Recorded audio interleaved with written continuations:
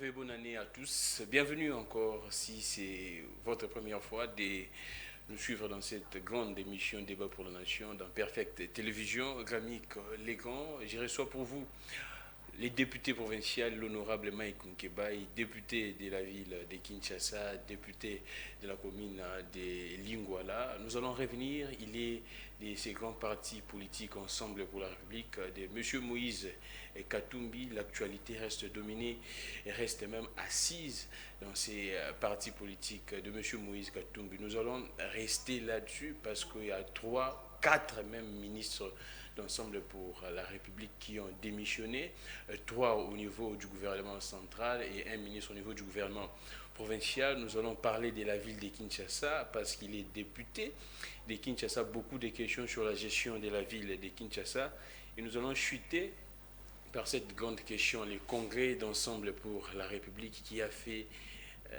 susciter en tout cas beaucoup de personnes, qui a fait couler beaucoup donc des salives. Moïse Katumbi confirmé comme candidat président de la République. Mike Nkebai était là tout feu, tout flamme dans l'animation et partout. Vraiment, il était en mouvement et sa présence était très remarquable. Nous allons, si le temps nous permet, revenir sur la question de l'Est. Vous savez très bien, Mike Nkebai il réfléchit mieux sur cette question. Nous allons également brosser la question sur les infiltrés, si je pourrais dire comme ça, les espions.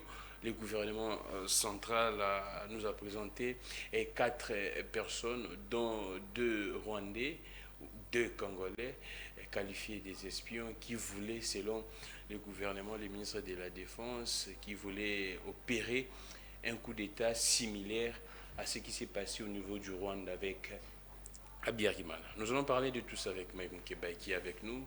Mike Nkebai, des retours de Lubumbashi, vous êtes en forme. Je pense que vous êtes les plus heureux parce que vous étiez parmi les premiers qui ont quitté les bateaux Union Sacrée, mais dont les partis, soit la plateforme était toujours au sein de l'Union Sacrée. Oui, je crois que tu as bien choisi le mot pour dire que je suis le plus heureux. Je me sentais vraiment un peu gêné aux entournures. Moi, j'avais pris l'option de prendre des distances avec l'Union Sacrée, mon parti. Il demeure encore, c'était vraiment très embarrassant pour moi. Mais je savais, je savais que nous allions un jour décider de partir, le plus officiellement du monde. Je le savais. Ou soit vous étiez une sorte d'éclaireur. Non, ça ne demandait pas d'être un clerc pour le comprendre. Une petite analyse. Katumbi est candidat, il va bien finir par rompre. Candidat. Et nous voulons nous assumer notre destin en tant que grand parti. Du moment où Tshisekedi a pris la voie de transformer l'Union Sacrée qui était au départ une coalition gouvernementale, a transformé en une coalition électorale. Nous ne pouvions pas rester là-dedans, c'était très clair. Donc moi à l'époque j'ai décidé, j'ai pris mes licences et puis j'avais profondément parlé avec le leader de mon parti, Moïse Katumbi Chapoué. Donc je connaissais le fond de sa pensée, ce qu'il n'avait pas dit à certains. J'avais longuement parlé avec le conseiller spécial Salomon Escadela, qui m'avait confié certaines choses, qui m'avait dit certaines confidences. Donc j'étais convaincu de ce que je faisais, et donc je l'ai fait, je l'ai assumé. Aujourd'hui, avec le recul de temps, je crois que certains diront que Nkebai avait vu juste. Alors, Mike Nkebai, la grande question demeure, pourquoi les choix de quitter maintenant pour Moïse Katumbi, ce n'est pas en retard, un choix opéré en retard, ou pour vous c'est il n'est jamais tard pour bien faire les choses. Il fallait le faire à un moment et que cela soit entériné par le Congrès. Il faut comprendre cet impératif. Katumbi n'avait pas à décider seul. Donc nous attendions le Congrès à la veille des élections et le Congrès a été organisé. Donc c'était le moment propice. Il a pris position d'abord sur France 24 RFI. Il s'agissait de l'avis de Katumbi, comme ça a été le cas pour Nkebai, c'était mon avis à moi. Et le Congrès est venu entériner. Exactement. Donc le moment a été choisi en rapport avec le Congrès, qui est le premier de l'histoire d'Ensemble pour la République que nous organisons. Donc le moment a été bien choisi. Nkebai, il y a encore une autre question. Selon une bonne opinion, et également les membres de l'Union Sacrée, Ensemble doit assumer également les bilans de Félix Tshisekedi, parce que vous aviez travaillé avec Félix Tshisekedi. Qu'est-ce que vous pourriez dire? Est-ce ensemble pourrait plutôt assumer les bilans ou... Nous sommes arrivés à la table de négociation quand il s'agissait de gémissements pour arriver à apporter l'union sacrée sur le fonds baptismaux. Nous sommes arrivés avec en main un cahier de charges. Un cahier de charges, ça signifie notre façon de voir les choses, comment nous entendions participer à cette union. Nous, dans notre entendement, nous souhaitions que les autres apportent aussi leur cahier de charges et qu'ensemble, nous mettons le tout en commun pour avoir un programme commun de gouvernement. Oui. Vous savez que historiquement, si les différentes coalitions ici n'ont jamais réussi, c'est parce que ces coalitions se sont empressées d'aller vers le partage de postes plutôt que de penser pays, de penser comment gouverner. Oui. Exemple, coalition Palou PPRD en 2006, jamais il y a eu un programme commun de gouvernement. Encore hier, coalition FCC Cash. Nous voulions éviter à cette coalition cette erreur-là, cet avatar qui colle à la peau de toutes les coalitions qui ont été mises en place ici. À l'époque, nous avons été houspillés avec l'opinion publique qui était très pressante pour que nous mettions très vite le gouvernement en place. Nous avons été obligés de battre en retraite, en tout cas de reculer sur cette question-là. Mais ce n'est pas pour autant que Katumbi avait levé les pieds. Quelques mois plus tard, il est revenu avec une proposition très pratique et pragmatique, à savoir mettre en place un cadre de concertation. Même aujourd'hui, à vous la question, à moi la réponse, mais laissez-moi en poser une. Qui dirige l'Union sacrée? C'est un monstre à plusieurs têtes. Personne ne sait qui dirige l'Union sacrée. Nous voudrions régler ces problèmes, comme ça il y a un cadre de concertation, et nous nous mettons d'accord autour de la gouvernance, pour que nous assumions les résultats tous. Oui. Non, Tshisekedi n'en a pas voulu. Il a laissé comme ça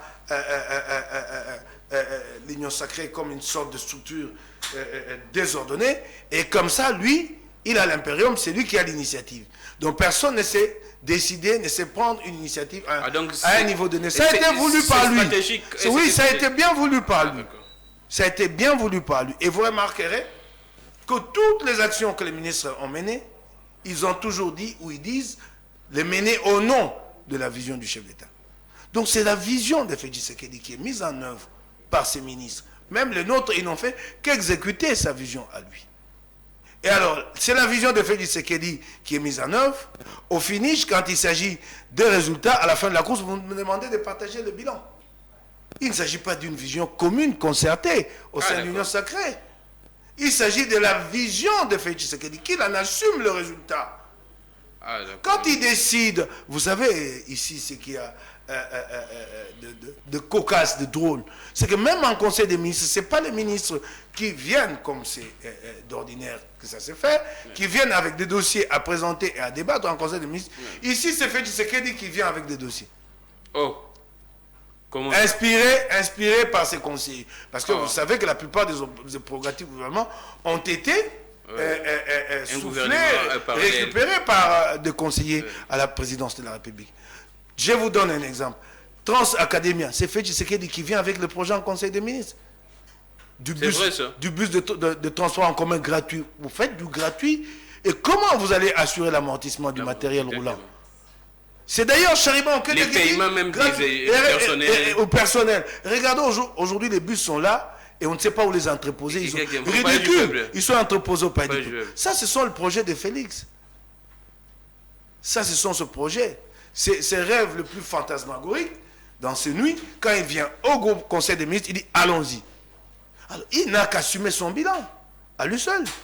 Ah, d'accord. Oui, je pense outre qu'il y a certaines initiatives contre lesquelles nous étions dressés, mais que lui a maintenu. Le Karam, nous avons élevé la voix pour dire que nous n'étions pas d'accord. Il a continué. En tout cas, la RPTC a continué à percevoir la taxe RAM.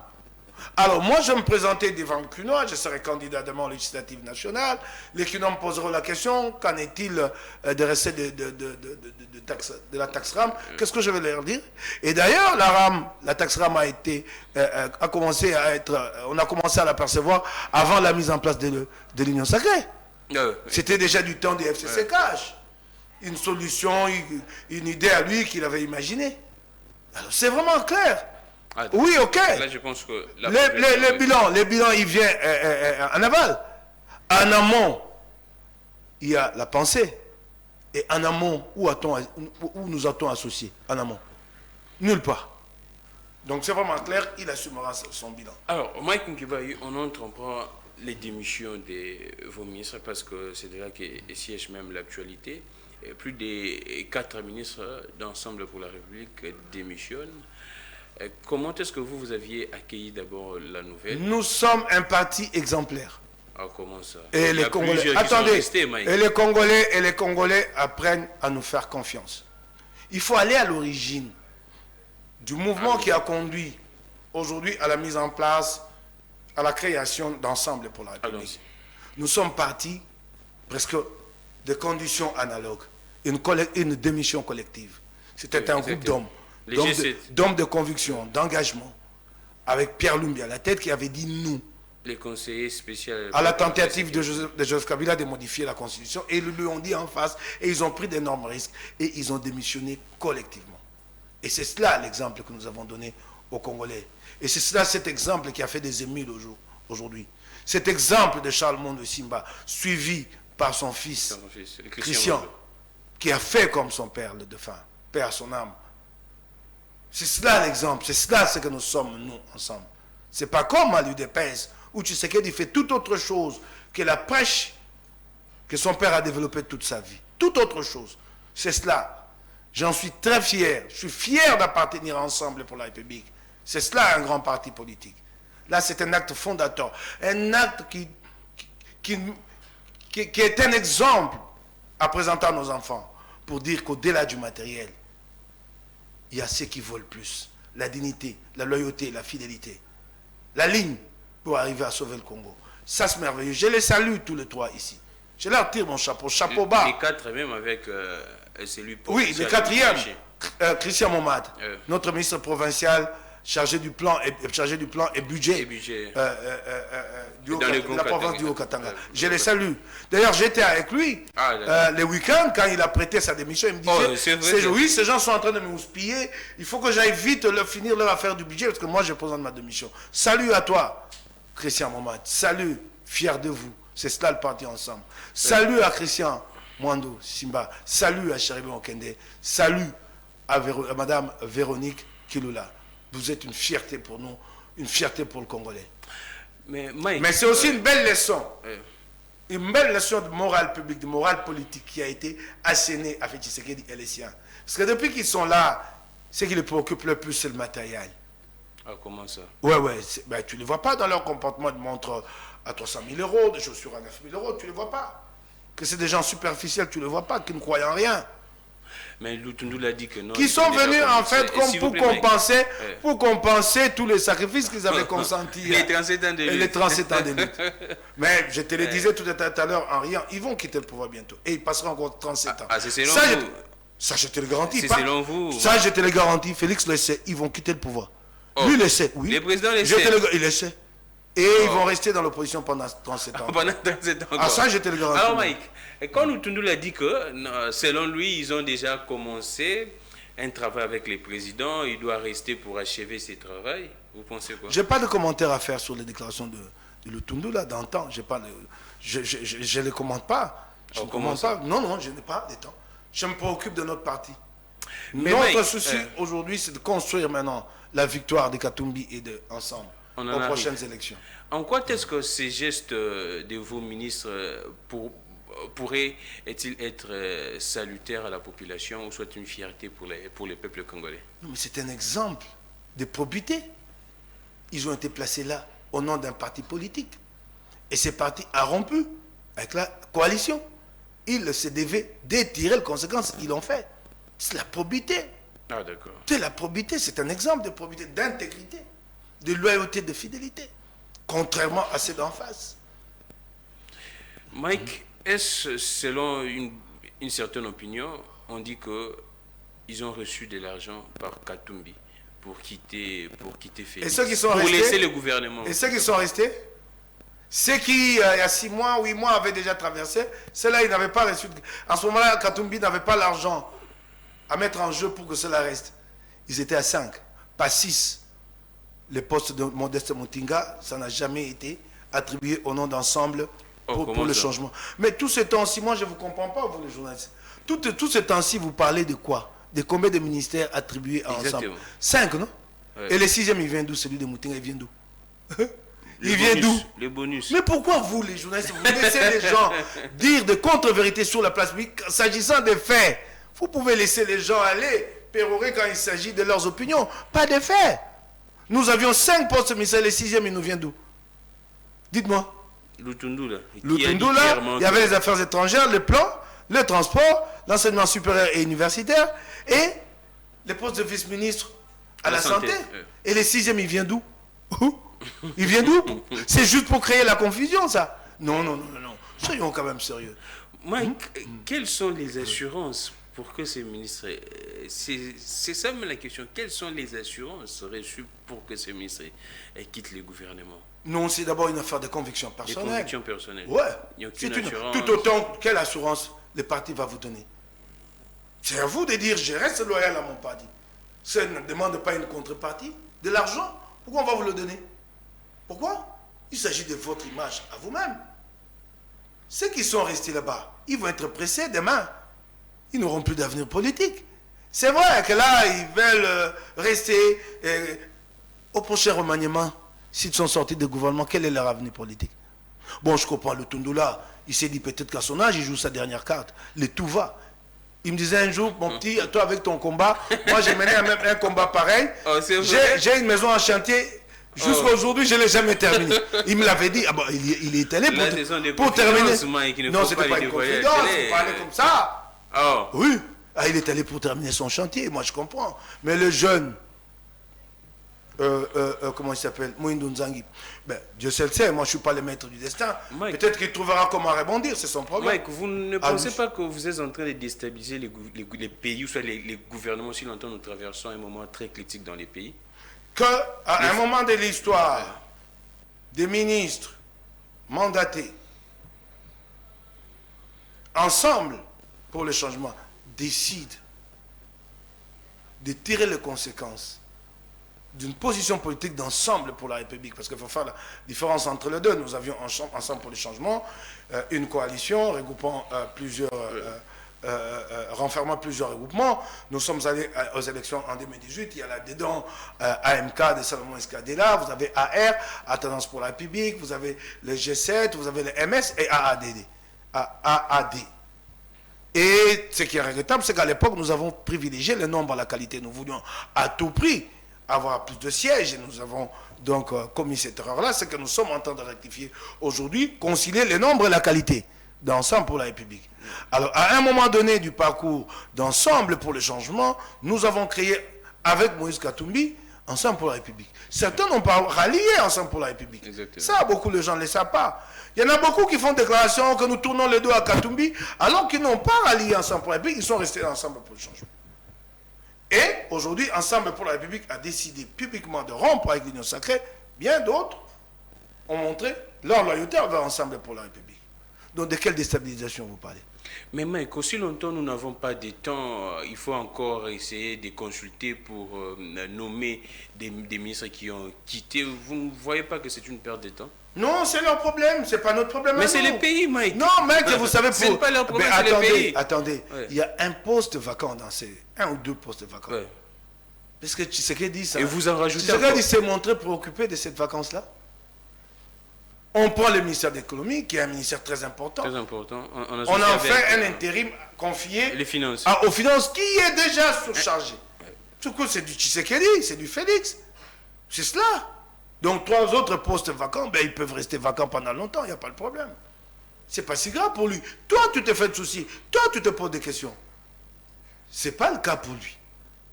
Voyez-vous, il n'a jamais pensé pouvoir, à la vacance, créée au ministère du portefeuille. Jamais. Jamais. Mike, ces ministres étaient-ils dans votre congrès ou non? Non, ils n'avaient pas fait le déplacement du congrès. Ils n'avaient pas fait le congrès. Mais leurs délégués... ils ont délégué des gens. Oui, ils n'ont pas été présents. Notamment les délégués, c'est là que j'ai vu, les délégués de Chéribin. Ils étaient là en grand nombre. Certains d'entre eux, j'ai même eu à échanger avec eux. des délégués, quand je dis ces délégués, donc des membres de son cabinet politique, de son cabinet ministériel. Ah, d'accord. Donc, ils étaient là, grand nombre, une dizaine peut-être. Hein. Ah, donc c'est de là que tout est parti, les choix de démissionner. Non, moi je n'en sais rien, je n'ai jamais été dans le secret de l'un ou l'autre d'entre eux. Je ne les ai presque pas fréquentés tout le temps qu'ils étaient en responsabilité. Je suis allé une ou deux fois chez Amando Simba, et puis j'ai pu remettre les pieds. Chéribin, j'ai jamais été à son cabinet, tout autant que la vice-ministre, autant que les autres ministres là d'ensemble, quand ils étaient encore ensemble, Lutundula et comment s'appelle Moïno Zangui. Ah, Moïno Zangui, oui. Ça va te surprendre que certains d'entre eux, je n'ai même pas leur numéro. Oh, c'est vrai ça? Oui, je n'ai pas leur numéro. J'ai jamais eu d'attache avec eux. On est au sein du même parti, mais j'ai jamais eu besoin de les appeler pour quoi que ce soit. Donc, je ne les dis pas par prétention. Non, c'est naturellement comme ça. Hein. J'ai jamais eu leur numéro. J'ai jamais eu. Mike, on ouvre cette brèche du congrès, de votre congrès. Est-ce la candidature de Moïse Katumbi vous a été imposée ou c'était votre propre choix, vous aviez décidé? On a vu des candidatures être retirées, par exemple, je prends Laurent Niemba et avec Daniel Safou également. Normal qu'il y ait des frictions dans un parti politique, surtout à un moment clé, un moment qui représente un tournant, à savoir le congrès. Ce que nous appelons chez nous la Convention nationale. La Convention. Normal, il y a eu des frictions comme il y en a partout. Il y en a eu au Parti républicain, à l'époque. Katumbi s'est imposé ou non, Mike? C'est ça la question. Oui.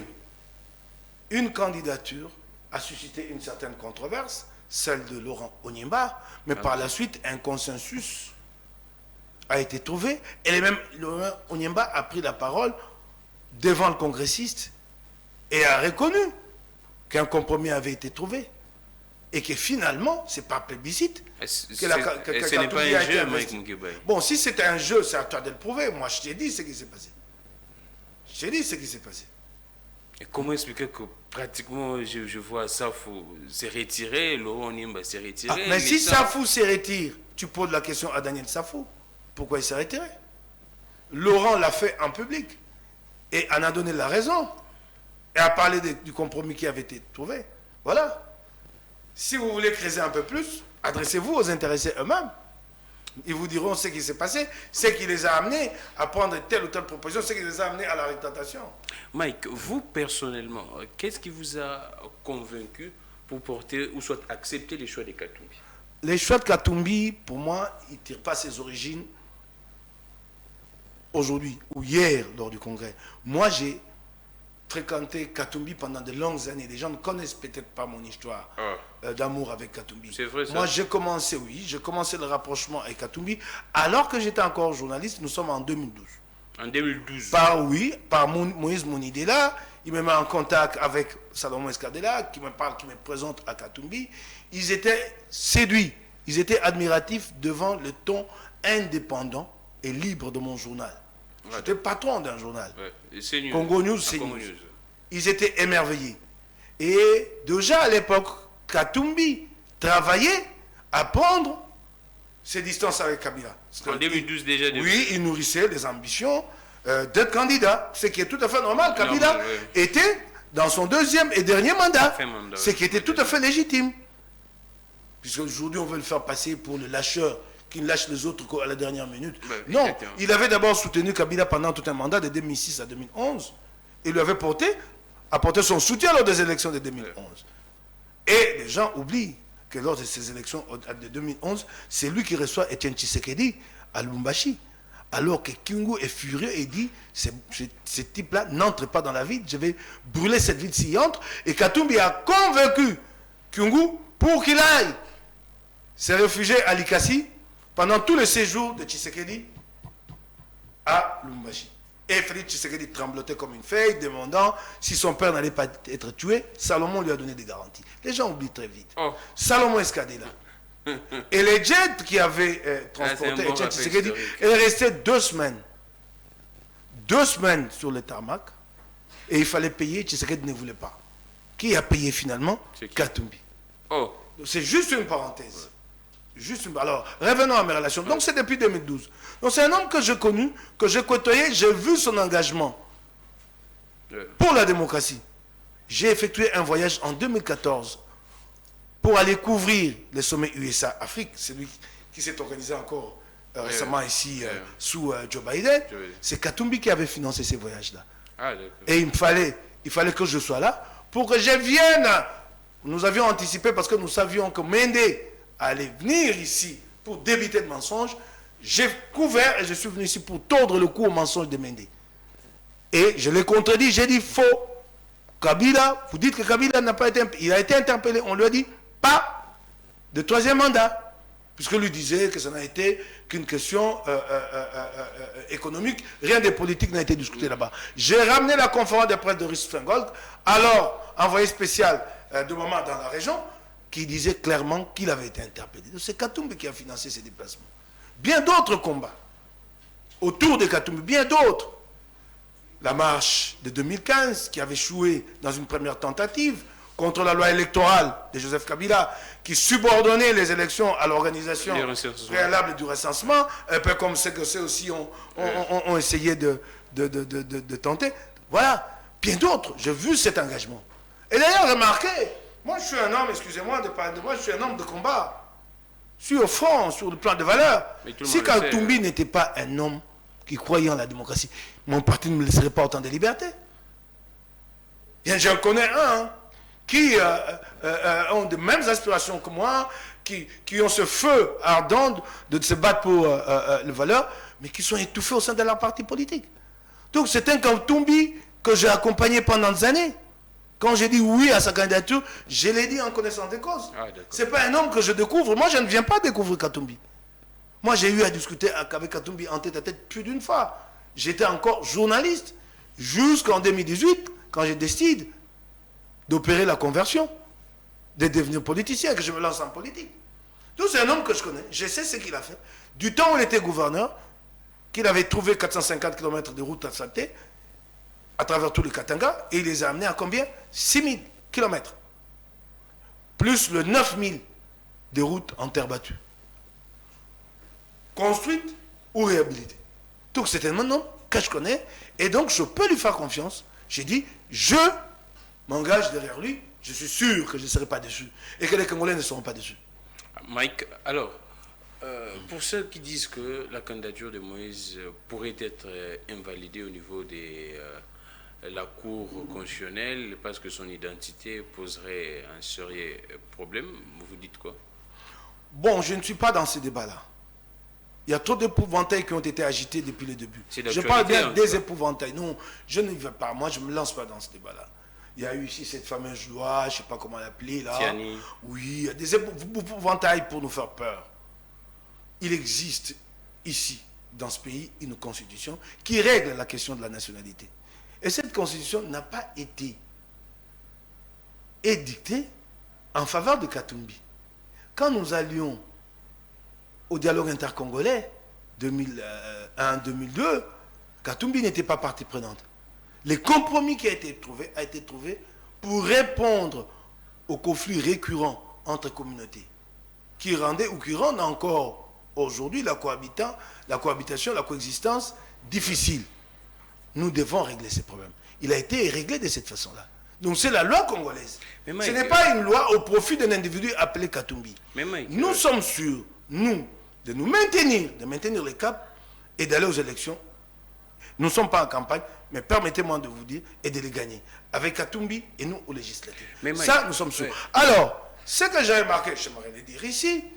D'abord, dire comment je suis flatté de l'accueil que les Louchois m'ont réservé. C'est vrai, c'est vrai. Ah oui, je ne savais pas que j'étais autant chouchouté. C'est aussi là l'occasion de leur dire merci pour toute l'affection qui témoigne et à la personne de Katumbi et à notre parti, mais d'ouvrir une brèche, de dire, je parlais avec mes frères kassaïens. Nous sommes en train de déchirer le Congo. Comment ça? Nous sommes en train d'opposer les Congolais les uns aux autres. Mes frères kassaïens, ceux-là avec qui j'ai parlé, mes tantes, mes neveux. Je suis kassaïen, moi, de père et de mère. Ma mère est de Dibaya, chez les Kamouina Sapou, et mon père est de Mdimba, Moukwambaye. Et mes frères m'ont parlé. En disant quoi? En tant que frère. Dites à Félix Tshisekedi, nous ne voulons pas de problème. Il nous a trouvé vivant en paix au Katanga, qui nous laisse en paix avec nos frères katangais. Ce qu'il fait, cette quasi-occupation des dignitaires, membres de la famille de Kolwezi pour piller les richesses, ça choque les Katangais. Ça les choque, et ajouter à cela... Des dignitaires du régime. De régime Union Sacrée. Qui pillent des minéraux au là-bas. C'est vrai. Qui sont dans les mines. Mais oui, c'est connu de tous, c'est pas un secret. C'est véritable. Ça choque les Katangais. Ça divise. Ils n'en veulent pas, mes frères Kassaïens. Ils m'ont demandé de porter ces messages-là. Ils n'en veulent pas. Et ajouter à cela, toutes ces tribulations dirigées, ces persécutions dirigées contre Katumbi, ça n'arrange pas l'affaire. C'est des millions de gens qui croient en lui, qui se sentent vexés. Pas que des millions de Katangais, mais des millions de Congolais de partout. Et on en vient à entendre des discours aux relents sécessionnistes qui disent même à la limite, est-ce que nous ne pouvons pas aller vers la pensée de notre père Moïse Tshombe. Ça fait mal qu'on amène les Congolais à être nous à des moments aussi lugubres de l'histoire. Mais parce que lui ne travaille pas à fédérer le Congolais. C'est ce qui est très grave et ça fait très très mal. Et certains, les plus extrémistes, vous disent, en ce moment-là, si nous allons vers l'exhumation de la pensée tchombiste, c'est que nous pouvons encore laisser les autres vivre chez nous, mais pas celui-là ou celle-là originaire de Moukwa, de Moupompa. C'est pas bien ça. C'est grave. Nous irons vers la stigmatisation. Et c'est toujours pareil. Je lance souvent des appels qui sont pris sans beaucoup de considération. Et par la suite, les conséquences sont fâcheuses. Ça, c'est vraiment un appel. Exactement. Merci beaucoup pour les messages. Mais Mike, vous étiez là à Lubumbashi. Qu'est-ce qui s'est passé? On aurait entendu ici qu'on a vu certaines images que Moïse n'est plus populaire. Lors de son accueil, il n'y avait pas de personnes. J'aimerais essayer un peu d'avoir votre... Est-ce que vous croyez, est-ce que vous pouvez m'amener à penser une seule fois que Moïse Katumbi en est encore à prouver sa popularité? Comment ça? C'est ce qu'on a dit. Il va en apporter la preuve. Populaire, non, mais attendez. Attendez. Est-ce qu'il en est encore là? Plus loin, à des milliers de kilomètres de chez lui, de son fief, il a prouvé qu'il est populaire. Il y avait des gens. Plus loin. Il y avait des gens. Attendez, j'avance. Ouais. Nous n'étions pas allés à Lubumbashi pour assister à un meeting du leader. Tchapas en 2023. Non. Les prochains. Les prochains, non. Nous étions allés participer au congrès. Quand Toumbi est arrivé, normal, son arrivée on dit qu'il n'y avait pas de personnes était annoncée dans la ville. Il arrive, vous l'empêchez d'atterrir dans la zone aéroport Loano. Il doit atterrir dans la zone aéroport Monusco. Ça prend 2 heures, vous le bloquez. Exactement les mêmes coups qu'ils ont fait à Fayoulou la dernière fois qu'il est revenu au pays. Il arrive à l'aéroport, on le bloque, on l'empêche de communier avec les siens et on prend les images, on dit il n'y a pas eu de mobilisation. On connaît nous. Ça, là. Oui, nous on n'a pas le temps de répondre à ce genre de provocation. Nous avons organisé notre congrès et vous avez vu, du temps de l'UDPS dans l'opposition, l'UDPS pouvait organiser même le 10e de ce que nous avons fait. Ils ont eu de la peine ici à organiser leur congrès avant les élections de 2018. Tout le monde savait qu'ils avaient des problèmes des sous. Je ne le dis pas par moquerie. Puis ils n'ont pas pu, je ne sais pas auprès de qui s'étaient endettés. Peut-être qu'ils ont... maintenant qu'ils sont au pouvoir, ils ont eu le moyen de payer la dette. Non, attendez. Ce que nous avons fait là, combien peuvent le faire? De réunir plus d'1 millier de délégués venus de partout, au pays, tout autant qu'à l'étranger. Plus d'1 millier qui sont restés là 4 jours. Qui? Mike? Ben dis donc. Je sais. On a tout fait pour jeter l'opprobre sur le Congrès. Pour porter ombrage au Congrès. On a cherché la petite bête.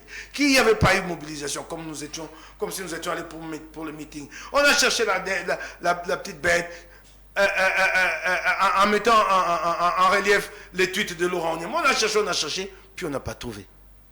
Notre congrès a été un succès. Mike, on présente, là on doit se le dire en face, on présente Moïse Katumbi comme un étranger qui veut s'accaparer de la République démocratique du Congo tout en achetant des Congolais parce qu'il a de l'argent. Qu'est-ce que vous pourriez dire à la population? Moïse est né d'une maman katangaise. Sa mère a été enterrée en 1990 en terre congolaise. On dit que c'est une Zambienne, non? Elle s'appelle Mwenda Moussiri. On dit que c'est une Non, Zambienne. elle s'appelait Mwenda Moussiri. Et à l'époque, Katumbi avait déjà pris le soin de donner faussement à sa maman une identité liée à la lignée chefale de Moussiri, sachant qu'il allait un jour être candidat président de la République. Mwenda Moussiri. Elle est là. Vous y allez, vous voyez des épitaphes sur sa tombe, c'est de 1990. Nous ne sommes pas là pour faire ces débats.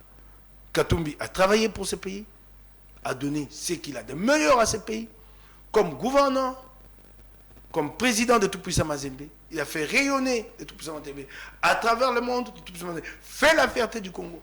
Il a été de tous les combats démocratiques. C'est Katumbi qui a sauvé la démocratie.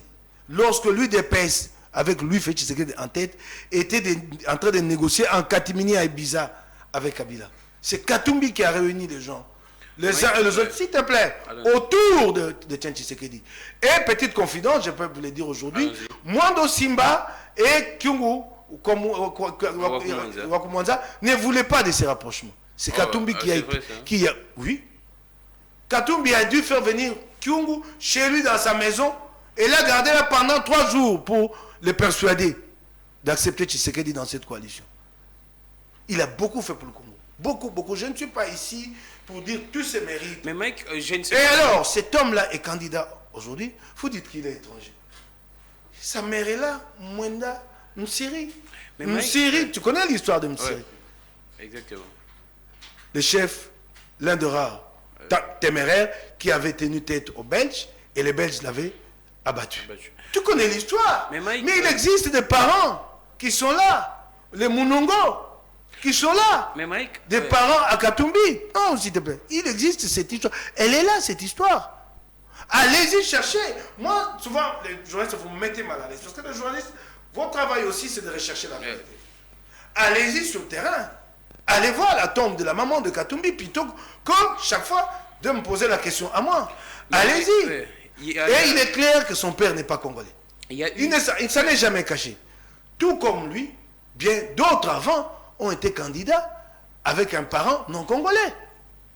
Le cas de Léon Kengo Dondoa était candidat président de la République. Qui s'en était offusqué à l'époque? Qui s'en était offusqué? Et si je ne m'abuse, Léon Kengo était candidat en 2011. Concurrent a été Tshisekedi. Est-ce que l'UDP s'en était offusqué? Mais Mike... Katumbi sera candidat. Ça, vous pouvez en être sûr. Mike, on prend toutes les questions qui taraudent, soit qui circulent dans l'opinion. Une certaine opinion demandera à Moïse d'aller poser également la candidature au niveau du pays de son père. Pourquoi il ne le fait pas? Alors pourquoi vous ne lui avez pas demandé d'aller monter un club de football dans le pays de son père? Tout ce qu'il a fait pour... il fallait lui demander ça. Tout ce qu'il a fait pour le Congo ici, vous auriez dû le demander depuis. Depuis. Non, monsieur, ne le faites pas au Congo. Allez le faire là-bas. Il nous a amené un prestigieux trophée ici. Exactement. De club de tout petit. Ce n'est pas une fierté congolaise. Ce n'est pas une fierté congolaise. Tout ce qu'il a fait de bien pour ses pays. La Coupe du Monde des clubs, Suisse avec Inter. Alors, vous aurez lui demandé d'aller investir ces grosses fermes qu'il a, les boucheries, qui servent les Katangais, qui produisent pour les Katangais. Les Futuka qu'il a de fermes, impressionnant. Ça, il a fait pour le Congolais. Ça n'a jamais gêné personne qu'il le fasse. Oui, demandez-lui de prendre tout ça et d'aller transplanter ça dans le pays de son père. Mike, on évolue. Aujourd'hui, je poserai toutes les questions. C'est pratiquement l'émission des... Non, vous me connaissez très bien. Exactement. Quand je suis arrivé ici, je n'ai pas trouvé d'arrangement avec vous pour que vous me posiez telle question et pas telle autre. Exactement. Je ne suis pas de ces politiques-là qui viennent, qui négocient des questions. Mike Moukibaye. Je ne suis pas tabou. Je n'ai pas de tabou, moi, parce que je n'ai rien à cacher. Exactement. Alors, voilà. Il y a également une information qui circule, je reconnais ma faiblesse, je n'ai pas vérifié, mais on dit qu'il y a un frère de Moïse qui serait député ou soit responsable autorité au niveau de la Zambie, c'est vrai? Mais attendez un peu, allons-y tout doux. Moi je suis congolais, ok? Mon frère se lève un matin, il dit je prends l'avion pour aller m'installer au Canada. Au bout d'1 an, de 3 ans, de 4 ans, le Canada lui donne... la nationalité par naturalisation, et il gravit les échelons, et il devient un jour ministre au Canada. Où est mon problème? Donc c'est vrai. Les ministres, je ne vous dis pas qu'il est... C'est vrai. Mais je ne vous dis pas que c'est vrai. Mais je vous réponds. Les ministres qui battent ça ici, C'est le beau-frère de Félix Tshisekedi. Ouais. Vous le savez? Exactement. Kibasa Augustin. Hein? C'est L'un de Tshisekedi a épousé la sœur d'Augustin. La sœur d'Augustin a été ministre provinciale en Belgique. Où est le problème d'Augustin? La sœur d'Augustin Kibasa qui est ministre. Vous le savez-vous? Le savez-vous? Que la sœur d'Augustin a été ministre provinciale en Belgique. En Belgique. Elle était ministre. Où est le problème d'Augustin? Où est le problème d'Augustin? Moi, j'ai une sœur à Brazzaville qui est mariée à un Congolais d'en face. Si demain, par ce mariage, elle prend la nationalité congolaise, la nationalité brazza-congolaise, et que puis elle se retrouve là, où est mon problème à moi? Qu'est-ce que ça signifie? Qu'est-ce que ça change sur mes origines à moi? Que j'ai un fils ou un frère naturalisé? Où est mon problème? La plupart de nos compatriotes ici ont la double nationalité. La plupart. Et ça n'a jamais gêné personne. Ah, puisque vous me posez la question. Mais c'est vrai que nous avons vécu ici.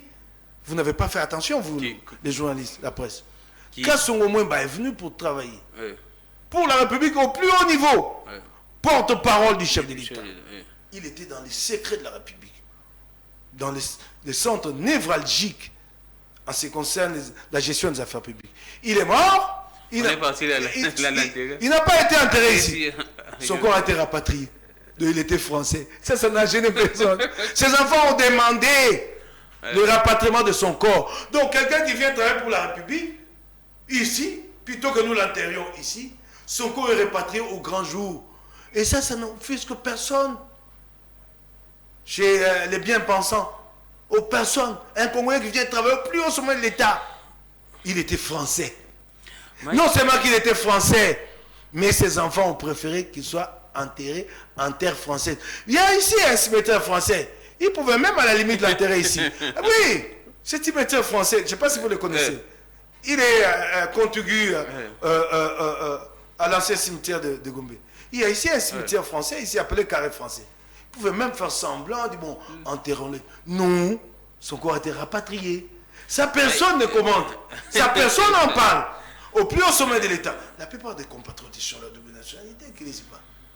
Mike, il y a une information qui a circulé ce matin au niveau des journaux à la une, pratiquement. Un complot serait en gestation pour placer des armes dans une des fermes de Moïse Katumbi, ainsi de suite. Vous confirmez, je ne dirais pas si vous confirmez, mais comment est-ce que vous, au niveau de l'ensemble, vous aviez accueilli cette nouvelle? Nous avons... Ou soit c'est vous qui aviez commandé... Ceux qui ont sorti ces informations nous ont aidés à anticiper, c'est tout. Je n'ai pas de commentaire à faire. Je n'étais pas au courant. C'est eux qui ont donné l'alerte, ceux qui ont livré cette information. Ça nous aide à protéger notre président. C'est tout ce que je peux faire comme commentaire. Mais nous savons qu'ils sont en train de multiplier des stratagèmes pour empêcher. Ah, vous le savez? Oui. Ils pensaient que l'affaire Beveragui allait le mettre à genoux, mais ils ont vu que ça l'a pas mis à genoux. La suite, c'est quoi Je ne veux plus entrer dans cette affaire. Il ne faut pas me demander de commenter l'affaire d'un employé avec son employeur. Beveragui était un employé de Katumbi. Il est parti. Moi, je parle des questions politiques. Des affaires de Katumbi, je peux en parler de temps en temps, une fois, mais c'est vraiment pas ça ma préoccupation. Est-ce que vous ne mijotez pas un coup contre les régimes, Ensemble pour la République? Nous sommes engagés pour la lutte non violente depuis. Ah, moi que vous voyez, j'ai des amis qui m'ont sollicité à l'époque de rallier les RCD. C'est vrai? Il fallait traverser juste par Brazzaville, et là, il y avait des contacts. Vous vous retrouvez à Goma. Je ne l'ai pas fait, je ne le ferai pas aujourd'hui. Katumbi s'est engagé dans cette lutte depuis des années. Il n'a jamais fait, il ne le fera pas aujourd'hui. Nous sommes les plus forts quand nous nous battons à main nue. Quand vous prenez les armes, vous devez être en mesure de gagner la guerre. Parce que vous êtes sur un autre champ. Un champ qui n'a presque pas de règles. Un champ très hasardeux. Nous ne sommes pas imbéciles à ce point d'aller prendre des armes.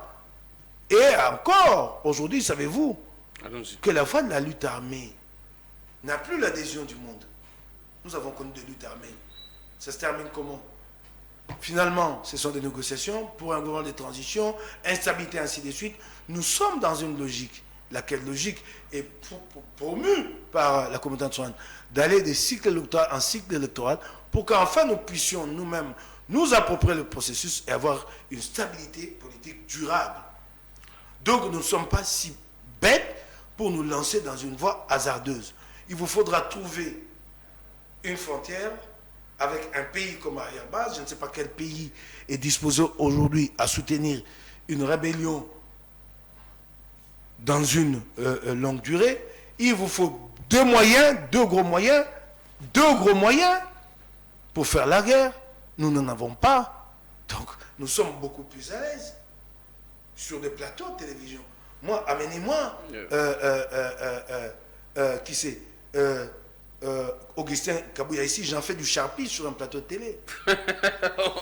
S'il vous plaît. Vous me l'amenez ici. D'ailleurs, vous savez, je lui ai déjà demandé. Je lui ai déjà demandé de ne plus jamais prendre la parole en public, mais il s'entête. Il est donné prendre la parole à Lubumbashi devant la foule. Il dit que nous ne céderons pas un seul périmètre carré de notre. Amenez-moi ici. C'est là que nous on est fort. Périmètre est carré. Il l'a dit à Lubumbashi. Alors, écoute, c'est là que nous sommes forts. C'est là que nous nous sentons à l'aise. Ok. Ouais. Si tu m'amènes sur le front militaire, qu'est-ce que je pourrais faire? Mike, alors, aujourd'hui également, on a vu le tweet de Moïse Katumbi qui réagit face à l'actualité, qui est contre, si je pourrais même appeler ça, la sous-traitance de la défense du territoire congolais. Quelle belle expression, la sous-traitance de la défense nationale. J'essaie d'assimiler les termes. Ouais. Ça ne doit pas plaire. Ça ne doit pas faire plaisir à Félix Tshisekedi. Il sous-traite la défense nationale. Mais c'est ce qui se passe. C'est la réalité. Qu'est-ce que vous voulez? C'est la triste réalité. Le monde est en train de nous poser aujourd'hui la présence de la force régionale en préparation du départ de la MONUSCO. Vous ne voulez plus de la MONUSCO. Le monde vous a donné une MONUSCO bis qui s'appelle force régionale. Des Sud-Soudanais. Et vous savez, mais les Burundais l'ont dit à Félix d'abord, par des canons appropriés. Les Burundais l'ont dit. Et les États, les chefs d'État de la communauté East africaine lui ont dit par des canaux appropriés. Et puis finalement, ils ont mandaté les Burundais pour nous le dire. Avec cynisme, que nous resterons. Jusqu'à ce que... Tant que ça sera nécessaire, jusqu'à ce que vous auriez une armée puissante. C'est clair. L'étude de Katumbi, fondamentale, c'est pour appeler l'opinion congolaise à ne pas accepter cette sous-traitance. Elle est néfaste pour le pays. Qu'est-ce qu'elle nous apporte, cette sous-traitance? Regardez même la force régionale. En quoi est-elle une force régionale? Mais quand ça... Chacun des pays voisins a traversé à un moment à lui, pour des objectifs à lui. Les Burundais sont dans le sud, sous prétexte, peut-être que c'est vrai, de traquer les rebelles burundais. Les Ougandais ont traversé la frontière sous la couverture de la mutualisation, et je ne sais par quelle alchimie ils sont devenus corps expéditionnaires de la force régionale. Ils sont en Ituri. Ils ne combattent presque pas les ADF. Leur préoccupation, c'est de les repousser le plus loin possible pour éloigner la frontière, la menace de la frontière. Quand ils trouveront que les objectifs sont atteints à leurs yeux, ils vont rentrer chez eux. Les Kenyans ont débarqué un autre jour. À Goma, pas à Bunagana, comme l'avait prédit Félix Tshisekedi. Un scoop manqué. Pas à Bunagana. Mais à Goma. Où est la coordination? Là, demain maintenant, ce sont les forces sud-soudanaises. Les Soudans, je ne sais pas s'il a quelle capacité, qui a déjà des problèmes d'instabilité graves chez lui. Il y a pas d'organisation même chez lui. Et c'est à lui que nous confions notre sécurité. Où est la coordination? Où est la coordination de cette force régionale? Elle est où? Donc le Burundi, dans le Sud Kivu, a son agenda à lui. L'Ouganda aussi a les siens. Où est la coordination? Elle est où? Mais quand nous qui rencontre à qui? Mais quand nous voyons que les M23 se retirent, selon la force régionale, les M23 se retirent de Kibumba. Attendez. Mais vous allez attribuer ça à quoi? C'est le monde qui lui-même se rend compte que ça en est trop, ce que le Rwanda fait. Ah, d'accord. Oui, ce n'est pas dû à un quelconque effort diplomatique ici. C'est paresseux. Qu'est-ce que vous pouvez attendre d'eux? Non, c'est le monde qui... Ça en est trop. Il y a une sorte d'opinion publique au Congo qui fait pression. La marche de l'Église catholique, ainsi de suite. C'est tout autant que la levée de la mesure de notification sur les armes. Ah, vous l'attribuez également à... Mais c'est la France qui l'a fait en elle-même, de soi. Mais attendez, je vous l'ai dit, la France est en difficulté un peu partout en Afrique, surtout en Afrique de l'Ouest. Exactement. C'est là son précaré. La France est accusée de tout. C'est là, c'est oui. Et la France s'est dit, pour me réhabiliter dans l'opinion publique africaine, oui, je prends cette initiative, c'est cela. C'est un calcul purement français. Ah, d'accord. Il n'y a aucun mérite de la part de Félix Tshisekedi ou de sa diplomatie. C'est un calcul purement français. Purement français. Je rappelle que la même Et chose... ça faisait trop. Il y a bien d'autres que nous ont appuyés. Vous avez vu un parlementaire européen prendre position. Qui l'a contacté ici pour qu'il prenne position pour nous? Personne, c'est de lui-même. Indigné par ce qui s'efface. Poussé par l'humanité. Il dit, je ne peux pas, par l'humanité, je ne peux pas accepter ça. C'est tout autant qu'il y a quelques années, la France, encore elle, nous avait amené à obtenir la reconnaissance de 6 millions de morts. Ça n'a jamais été un effort diplomatique quelconque de la part de Kabila. La preuve, c'est que par la suite, qu'est-ce que Kabila a fait pour cristalliser cette reconnaissance dans nos mémoires? Où est la moindre symbolique de commémoration? Où est le moindre mémorial? 6 millions de morts. Les Rwandais commémorent leur génocide.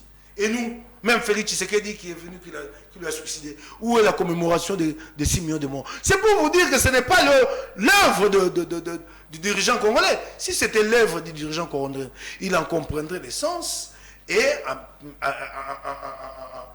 irait vers la matérialisation de ces moments-là dans la conscience collective. Ouais. Donc, 6 millions de morts, notification, l'effort français, l'effort français, dans ses calculs à lui, à elle, dans le calcul de la France. Oui. Mike, on entre dans la ville de Kinshasa, vous êtes député provincial. Ah, c'est vrai, la ville de Kinshasa. Je sais qu'on commence d'abord par cette question des sûretés. Je sais que ça concerne plus le gouvernement central, mais tant que député de Kinshasa... Ça, c'est la ville de Kinshasa, c'est la cour du roi Pétou. Quand vous attendez... C'est là où le bordel. Quand vous attendiez... Le Capharnaüm. Quand vous attendiez que non, il y a des espions qui logent ici, à Kinshasa, vous étant que député de Kinshasa... Bon, cette affaire d'espions, ils je ont ne fais pas de acquis commentaire. Non. un espace... Attendez, c'est une affaire de sécurité, je ne fais pas de commentaire. Nous savons, et nous l'avons vécu par le passé, et nous avons été tirés de notre sommeil ici, coup d'État, ainsi de suite. Ça s'est terminé en nom de boudin. Mon cher, passons. Hier encore, de Norvégiens, je pense, à l'aéroport, attachés, je crois, à la sécurité de l'ambassade, ont été pris. Ah, on a crié partout, des armes. S'il te plaît, en nom de boudin, parlons des choses sérieuses. Allons-y. Oh, c'est pas sérieux, Mike. Parlons des choses sérieuses. Mike, c'est sérieux. S'il vous plaît, je ne commente pas, parlons des choses sérieuses. Mike, c'est sérieux. Il a besoin de ça. Si les ridicules pouvaient tuer, je ne pense pas que Félix Tshisekedi resterait un jour au pouvoir. Un jour de plus. Avec cette affaire de François Bayrou. Alors, passons aux choses sérieuses. On attend jusqu'à présent les enquêtes également du général Liav. Jusqu'à présent. Et même déjà, il est là emprisonné. Sans jugement. Sans jugement. Et le chef d'État lui-même devient journaliste, c'est lui qui livre l'information à la presse. Il dit oui, j'ai appris. Et dans l'autre temps, il ajoute, il dit, ben, j'aurai davantage de pression à mon retour. Mais monsieur le président, c'est une question de sécurité intérieure. Pourquoi t'expliquer devant la presse?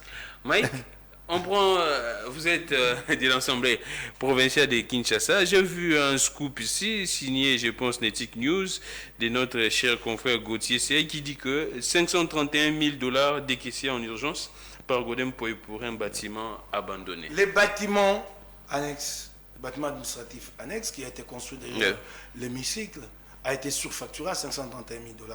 Ces bâtiments-là, si vous devez en évaluer les coûts, ça ne dépasserait pas les 250 000 $. Waouh! Ouais, c'est un bâtiment à peine, je dirais, de R+1. Parce qu'en réalité, au rez-de-chaussée, au départ, il n'y avait rien. Il n'y avait que des pylônes et vous avez donc 2 niveaux. C'est un petit bâtiment, c'est pas un grand bâtiment. Bon, rendez-vous compte, par exemple, que ces bâtiments ont coûté 521 000 $, alors que le grand bâtiment, où il y a l'hémicycle, hein, avec tout ce qu'il y a eu, il fallait les canalisations, la tuyauterie, les toilettes, ainsi de suite, les jardins, équipements. Voyez-vous l'hémicycle avec tout l'équipement qu'il y a, les mobiliers qu'il y a, tout ça, ces bâtiments a coûté 1 250 000 euros. Regardez ces grands bâtiments, 1 250 000 euros. Et à l'époque, les sacs de ciment étaient à 20 $. Pendant qu'on construisait ici, les sacs à 7 ou 8, 10 $. $10, ouais. Vous voyez, donc si nous devons tenir compte du coût de l'époque, du sac de ciment, on peut dire que ces bâtiments a coûté 800 000 ou 900 000 euros. Mais les tout petits bâtiments, là, le cabanon qu'il y a derrière, lui a coûté 500 000. Sous-facturation totale. Et vous savez, je l'ai dénoncé à l'époque, c'était une entreprise sans adresse connue dans la ville de Kinshasa, appelée Génie Wom, dirigée par qui? Par le propre interprète de Jean-Claude Ouansois. Son propre interprète. J'ai cherché l'adresse de cette entreprise, mais aujourd'hui, allez chercher l'adresse de Génie Wom. Ça n'existe pas. Ce que je sais, c'est l'entreprise du pasteur Arc-en-Ciel. Et quand il a démarché, il prend... C'est votre président. Le pasteur Arc-en-Ciel, il prend ses propres fidèles, c'est eux qui font le boulot. C'est cela. Et ce que le journaliste a écrit là est vrai. Ce bâtiment a été construit sur base d'un appel d'offres restreint, sous prétexte qu'il y avait urgence, que les administratifs de l'Assemblée provinciale de Kinshasa logeaient à la Belle Étoile. À ce jour, ce bâtiment n'est toujours pas occupé. Or, à ce jour, 4 ans après, les travaux ont commencé en 2019. Ben non, il y a urgence, il faut aller vite. Les agents, si vous voyez même dans la motivation, il est dit que les agents sont coincés dans des bureaux, qu'ils ne savent pas travailler, les bureaux sont exigus. 4 ans, c'est toujours pas occupé, il n'y a pas de mobilier, il n'y a pas d'équipement. C'était quelle urgence? C'était l'urgence de contourner les procédures régulières pour se faire plein les poches. D'après vous, Mike. Mais dis donc, comment vous pouvez expliquer ça? On doit parler d'urgence, 4 ans. Il nous reste 1 an, une année de mandat. Alors l'urgence, elle était où? Ces bâtiments n'est toujours pas... Donc je vous dis, c'est les Capharnaüm, l'Assemblée provinciale. Exactement. Mike, Capharnaüm. La dernière émission, vous nous aviez brandi votre question, je pense, écrite à l'égard d'Ngobila. Une question d'actualité. D'actualité, oui. J'ai présenté cette question d'actualité. Vous allez à l'article 183 du règlement intérieur. On dit tout député provincial peut requérir en période de session du gouvernement provincial des informations. On dit requérir du gouvernement provincial. Le gouvernement provincial est composé de qui? Du gouverneur, du vice-gouverneur et des membres du gouvernement. Ministres, et là, eux ont violé la Constitution, ont ajouté des commissaires généraux. C'est ce que dit l'article 183 de notre règlement intérieur. Cet article détermine clairement, circonscrit clairement le champ de la question d'actualité. Il n'y a pas à discuter. Mais voyez-vous que Godin Poyi rejette la question d'actualité sous prétexte que, je vais lire. Allons-y. En effet, d'après notre règlement intérieur, le gouverneur ne répond qu'aux questions des politiques générales et non des questions sectorielles qui relèvent de ses ministres. Le champ de ces questions est déterminé dans l'article 183. Requérir des informations du gouvernement. Voilà comment il marche sur le règlement intérieur. Même alors, parlons maintenant des questions politiques générales et des questions sectorielles. Est-ce que cette est arrivée là, c'est une question sectorielle, elle est alliée à quel secteur? Ou c'est une question transversale? La catastrophe qui est arrivée. Les affaires sociales sont là-dedans, l'environnement est là-dedans, l'urbanisme est habité là-dedans. C'est lié à quel secteur? C'est à réduire à quel secteur? Mais Mike, qu'est-ce qui explique qu'à chaque fois que la gestion des catastrophes? Non! À chaque fois que vous preniez une initiative, c'est bouté d'ailleurs. Qu'est-ce que vous voulez? Quand celui qui est devant vous était soldat en service commandé, au garde à vous, on lui a donné la consigne de tout rejeter. Quand ce n'est pas une question orale déjà arrangée au départ. On a fait venir... qui c'est? Il y a une question orale d'Éric Bokou là. À l'endroit de... Le ministre de l'Intérieur. Il a mis 1 mois et demi ou 2 mois pour venir répondre, alors que le règlement intérieur parle d'un délai contraignant de 15 jours. 2 mois pour venir répondre. Une fois, il a dit qu'il n'était pas disponible, qu'il avait fait le déplacement pour aller voir sa famille dans le Congo central à Matadi. Vous vous rendez compte un peu? Le même a été convoqué une deuxième fois. Est-ce qu'il est venu? Le ministre provincial des Finances a été convoqué, il n'a pas venu. À l'initiative de Peter Kazadi sur l'affaire de 500 000 $. Il n'est pas venu. Il n'est pas venu. Et quelles sont les conséquences qui ont été tirées? C'est cela, des interpellations arrangées pour la consommation, pour tromper le kino. C'est que vous trouvez ça normal? Le règlement intérieur est clair. Ça, j'ai remarqué qu'il n'a pas encore envoyé les jeunes gens là que j'appelle les machines à laver. Ce sont ces machines à laver et moi je suis leur savon. Quand je parle comme ça leur donne matière à travailler. Ils peuvent avoir 100, 200 $, et ils font tourner leur machine et commencent à débiter des bêtises. Qui viennent s'expliquer là, et vous les machines à laver, vous êtes où? Il y en a 2 que je connais. Ils sont où là? Ils sont où là les machines à laver là? Ça. On dit que Mike... Ça. On dit de vous toujours des questions alimentaires, des histoires. Mais écoutez, excusez-moi des questions alimentaires. Moi, je pose ma question. Vous la rejetez. Alors, elle m'alimente en quoi? Laissez-moi aller jusqu'au bout de ma logique. Là, vous la rejetez en violation du règlement intérieur. Mais en quoi? Et vous savez, je suis l'un de rares. Quand je dépose une question d'actualité, une question orale, c'est moi-même qui la publie. Exactement. Et dans les médias, et dans les réseaux sociaux. Pour me lier moi-même. Ben, en quoi elle est alimentaire? Qui est-ce que j'ai appelé? Qui est-ce que j'ai vu pour négocier? Vous savez, quand vous voulez négocier une question orale, vous ne la publiez pas. À la limite, vous la négocier même. Je sais, je connais les pratiques. Et à l'Assemblée nationale, à l'Assemblée provinciale, j'ai été longtemps journaliste. Mike. Les gens négocient avant même les dépôts. Moi, j'ai déposé. Alimentaire ou pas alimentaire, faites aboutir ma question. On la rejette. En violation de... J'aimerais bien m'incliner. Quand c'est fait dans les règles, ça c'est en violation. Je vous ai lu l'article 183. Je vous ai évoqué l'article 183. Clair. Recueillir des informations du gouvernement provincial.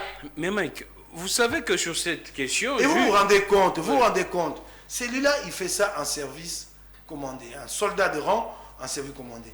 Mais rendez-vous compte des jurisprudences que nous créons pour les législatures à venir? Exactement. Même. Dites un peu. La question que j'aimerais vous poser est que depuis lors, jusqu'à présent, rien n'est fait sur cette question des inondations. Rien n'est fait. Depuis la dernière fois. Et jusqu'à présent, pas de précaution, je prends l'exemple à Bandal, les compatriotes sont toujours dans l'eau. Ben oui. Jusqu'à présent, je vous dis. Rien n'est fait. Rien. Et vous également, apparemment, les députés. Mais vous qui? Parlez-moi de moi, posez-moi la question. Moi. Je ne réponds pas ici de tous les députés provinciaux de Kinshasa. Je m'assume en tant que Eli de Lungala, député provincial de Kinshasa. Mike Moukebaye. Le 1er décembre, c'est bientôt. On a parlé. Les Quinois. Voyez-vous, mais quand le chef d'État lui-même trouve des justifications pour l'irresponsabilité de ceux qui dirigent David, que voulez-vous? Lui-même avait parlé d'inexistence des plans d'assainissement. Ben oui, quand ils ne sont déjà maires, ils changent de registre. Il dit non, la faute aux constructions anarchiques. Regardez-moi les chefs d'État. Il faut tout casser. Les constructions anarchiques. Je vais vous prendre des exemples ici pour vous montrer que cela est faux. Bandalungu à Sebeko, c'est inondé tous les jours, même quand il ne pleut pas. C'est à côté de l'église du pasteur Arc-en-Ciel. À côté de son église. Parce que là, c'est des constructions anarchiques. Métro sur Avenue Kassavou. Croisement Inga. Oui. Oui, il y a des mares d'eau là maintenant depuis plusieurs jours. Est-ce que des constructions anarchiques ont été élevées là? Non. C'est pas loin de chez les pasteurs Arc-en-Ciel. Non plus. Ils ne voient pas ça. C'est ça le problème. Quand les chefs d'État commencent à justifier l'irresponsabilité de l'exécutif de la ville de Kinshasa, couvert par Godin Poyi, que voulez-vous? Que voulez-vous? Mike, je sais que plusieurs Quinois pourraient fêter sous l'eau parce que jusqu'à présent, Maï et Bimakara technique, c'est comme Maï partout. Lui-même, le chef d'État a décidé que 2 650 000 $ soient affectés mensuellement à la ville de Kinshasa pour la salubrité. Ces services ont-ils fait des suivis? Mais c'est faux. Dit que Ebima se soutient. Oui, bon, maintenant il s'est plaint. C'est ça qu'il a dit. Tant que vous avez Ebima Sarabino, tu n'as pas la fondation Godin Poyi. Oh, cet argent-là. Vous avez connu la fondation de Godin Poyi dans les services de balayage des trottoirs avant que Godin ne soit député. Vous avez connu ça? Vous avez vu ça où? Hein? Ça c'est terrible, délit d'initié, conflit d'intérêt.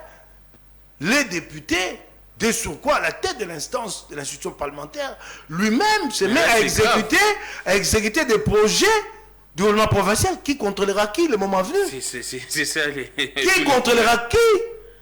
Mais Mike... Vous vous rendez compte un peu?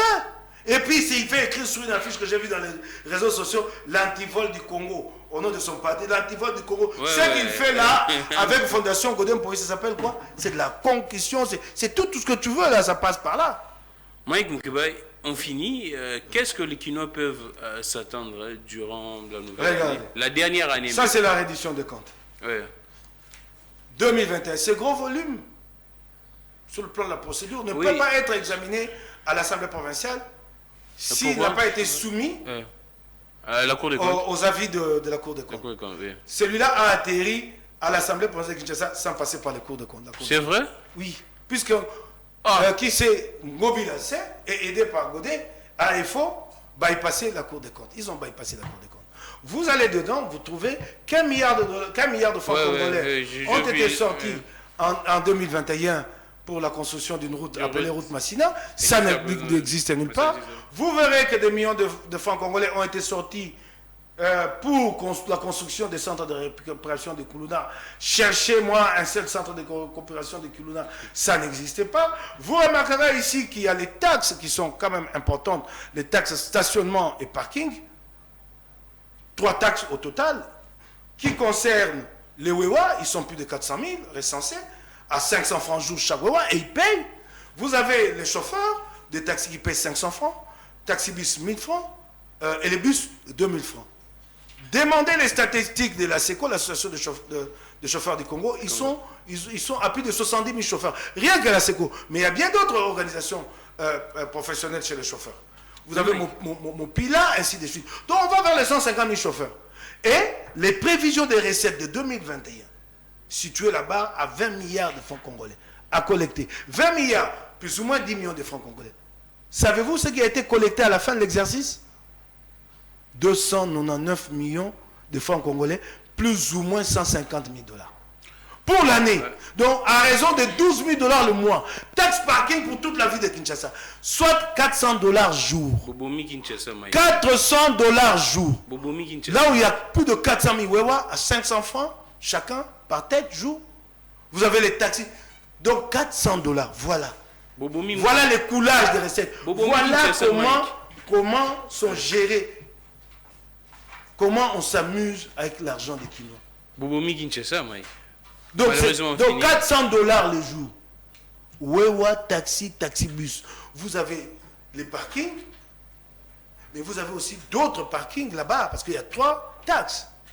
Vous avez les parkings devant le magasin, sur l'avenue du commerce, tout ça. C'est-à-dire des parkings sous domaine public, mais gérés par des privés. Et vous savez, en ce qui concerne des parkings sous domaine public gérés par des privés, vous savez, vous connaissez la hauteur des recettes en 2021? 0 francs congolais. Donc en 2021, aucun véhicule là stationné sur l'avenue du commerce. Et ça, c'est le budget, ça c'est la reddition de comptes. 0 francs, recette, hein, mon frère. S'il vous plaît. Parce que vous dites que nous sommes en train de terminer. Est-ce que je vais retrouver ça? 0 francs congolais. Je ne pense pas que j'aurai le temps. 0 francs congolais. Donc aucune voiture et qu'un véhicule stationné sur l'avenue du commerce. Mike, on finit vite. Je ne sais pas si vous pourriez placer en quelques secondes juste, comment avez-vous vu, vous, cette déclaration commune de ces trios, Martin Fayulu? J'ai beaucoup applaudi, j'ai applaudi à deux mains. J'ai applaudi à deux mains. Oh. Oui, à deux mains, même des pieds aussi. Très peu n'avaient pas donné à cette chance aux forces sanglantistes de pouvoir se rapprocher. C'est formidable. Vous savez, Martin Fayulu a été présenté toujours comme un radical extrémiste, caractériel, difficile à négocier. J'ai beaucoup aimé la souplesse dont il a fait montre. Déjà dans sa conférence de presse, il a dit qu'il n'avait pas de problème avec Moïse Katumbi et que par la suite il était prêt à se retirer si les peuples le demandaient. Donc nous allons vers une coalition, nous y travaillons. Donc des passerelles sont... Il pourrait y avoir une nouvelle dynamique des passerelles sont déjà jetés entre différentes forces, même avec Kinga Kati, et nous y travaillons. Oh, même avec Kabila. Pourquoi pas? Mais Mike, il y a un point là qui a essayé un peu de soulever des montagnes quand on dit de cesser les poursuites à l'égard des Matata. Des gens sont choqués, ils disent que des gens qui défendent la moralité, la justice... Une chose est qu'il y a des faits à charge des Matata. Des faits établis par l'IGF. qui n'est pas une instance judiciaire. Exactement. Une chose est vraie, ces faits-là existent sur l'affaire Boukangalunzo. Une autre, c'est que Matanda réponde devant la justice, mais dans le respect de la procédure. C'est cela. C'est ça que vous avez dit. Oui, qu'ils répondent devant dans le respect de la procédure. Mais quand on dit que c'est de poursuite... Attendez. Oui, mais parce que vous les faites en violation de la légalité. Le problème, c'est que Félix aurait dû demander à sa majorité de travailler à combler la vacance, les vides qui a été constatés. Il y a une vacuité dans notre constitution en ce qui concerne les poursuites contre le Premier ministre et le Président, une fois qu'ils sont plus en responsabilité, sur les actes qu'ils ont posés dans l'exercice de leur fonction. Il y a un vide, personne ne sait comment le poursuivre. Vous l'avez amené à la Cour de constitutionnelle. Et cette fois-là, la Cour constitutionnelle a été saisie directement. C'est le parquet de la Cour qui avait saisi la Cour constitutionnelle. Donc directement, ça ne suffit pas, la Cour s'est déclarée incompétente. Ça ne suffit pas. Vous allez à la Cour de cassation, qui n'a pas de compétence pour le juger, mais qui saisit la Cour constitutionnelle en interprétation, s'il te plaît. En interprétation sur ces articles qui concernent le statut pénal de président et à ses premiers sonos. C'était ça en interprétation. Plutôt que de répondre simplement à la Cour de cassation qui avait déjà violé la loi, parce que ceux qui ont compétence pour saisir la Cour constitutionnelle sont connus au terme de la Constitution. La liste est exhaustive. On énumère le président de la République, ainsi les chefs des institutions, merci beaucoup, notamment Mike. les institutions parlementaires. Non, la Cour de cassation viole. Sa requête arrive à la Cour de cassation. La Cour de cassation dit que cette requête n'est pas recevable. Mais si l'expéditeur n'a pas qualité, comment vous allez ouvrir les documents pour l'examiner? On examine, plutôt que de répondre à la question posée sur l'interprétation, non. Elle-même, la Cour, ouvre une brèche, dit « Maintenant, moi, je suis compétente. » Voyez-vous, c'est cela, c'est ça à quoi se dresse le toit. Pas au fait que Matata comparaisse. Mike Nkebai, Voilà. on finit, c'est vrai, mais Hervé, une minute juste. Merveilleux quand même. Ou merveilleuse, la pirouette que Matata a l'air à trouver, la belle réponse. La dizaine des sénateurs qui ont saisi la Cour constitutionnelle pour lui demander d'interpréter aussi l'article qui concerne l'exécution de ses propres arrêts. Exactement. L'arrêt rendu auparavant, qui disait qu'elle était incompétente, là, elle n'est pas opposable au tiers. Alors, Mike, on finit. Comment est-ce que vous voyez... Mais j'ai trouvé ça super. Et c'est comme ça que Félix Tshisekedi n'en sortira pas. Ne s'en sortira parce que ceux qui sont en face de lui ont une intelligence aiguë. Mike, comment vous voyez ce qui se passe au niveau des centres d'enrôlement? Oh, Kadima Deni. Quel ridicule. On finit vraiment par là. Nous sommes au 4e cycle électoral. Les minimums, même moi qui suis profane à la matière, je n'aurais pas, moi, produit des cartes de cette qualité-là. Parce qu'il me suffisait d'aller voir ce que Nanga avait fait. Il dit, que ce sont des rumeurs des réseaux sociaux. Non. C'est ce qu'il dit. Nous avons vu ces cartes. Moi, j'ai vu ces cartes. Voyez-vous, ces cartes serviront des cartes d'identité au Congolais.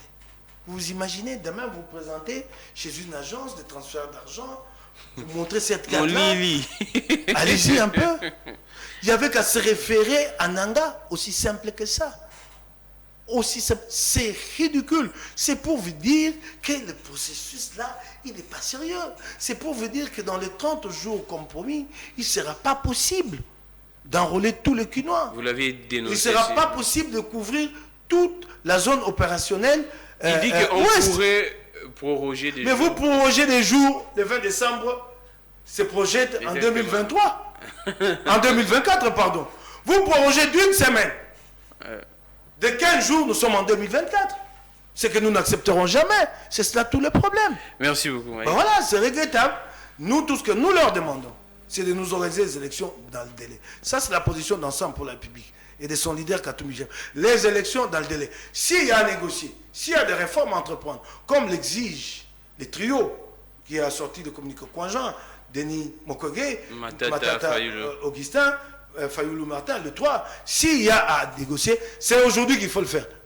Pas au-delà, pas pour un glissement. Merci beaucoup. C'est aujourd'hui pour rester dans les délais. Point barre. Merci Hervé Koulenfouka, merci beaucoup à Belgodor, merci à Luison. C'en est fini pour aujourd'hui. J'ai réservé pour vous Mike Moukebaye pour cette fin d'année. Je pense que vous êtes servi. Toutes les actualités, toute l'actualité a été abordée avec Mike Moukebaye. On a pris l'actualité au niveau national, provincial et toutes vos questions. Je pense que Mike Moukebaye a répondu. Mais Hervé, toutes les bonnes choses à vous, bien que la situation semble se détériorer de plus en plus et se dégénérer. Je pense que le bon Dieu existe. Je suis Églamique Légon, Relais YouTube, Peter Tiani, RDC, meilleur vœu également à l'assistant de l'honorable Mike Moukebaye, Jimmy Carter, qui n'est pas là aujourd'hui.